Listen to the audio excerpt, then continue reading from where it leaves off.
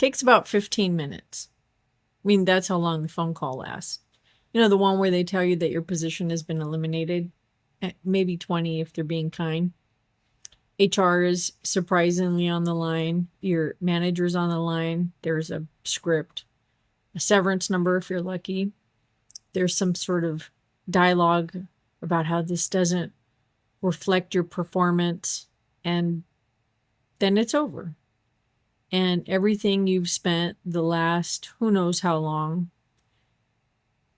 building is gone. The title, the reputation, the team, the budget, the seat at the table, all of it gone. And the time it takes to order lunch. I'm telling you this because I want to talk about the speed of it.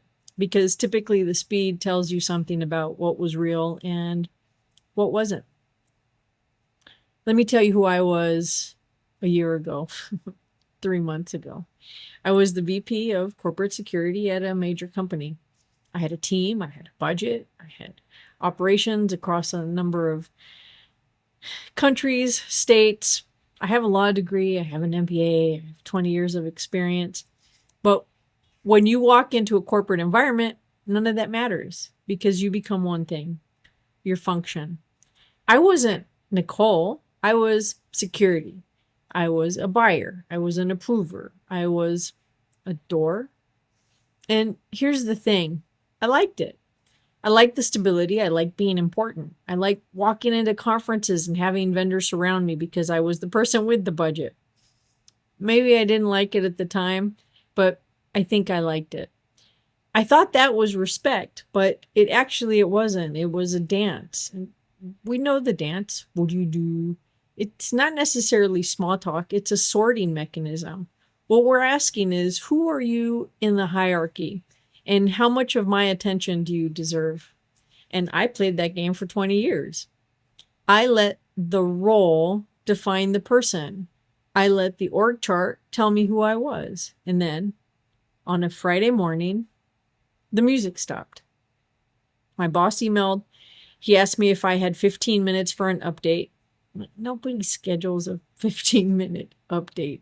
So I logged on, HR joined, and they told me the company was going in a different direction. It wasn't personal. Everybody was happy with me, with my work.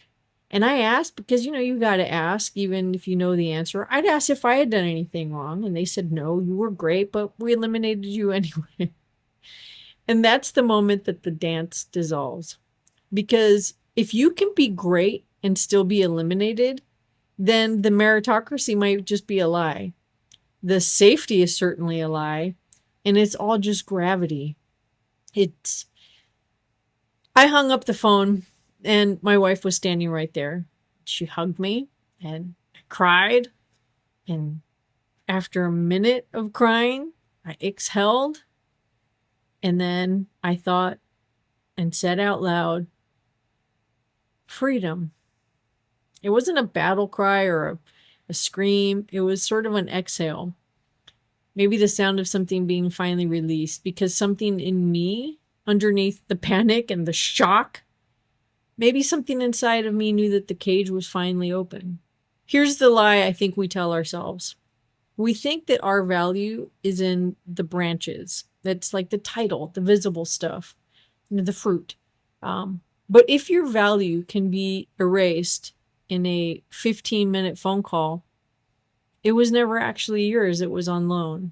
That person who you are at 2:00 when you can't sleep, when nobody's watching you, when there's no org chart, where there's no audience, that person has thoughts, questions, and they have a specific interior life that no job description has ever captured. That person reads philosophy at midnight. That person is the roots.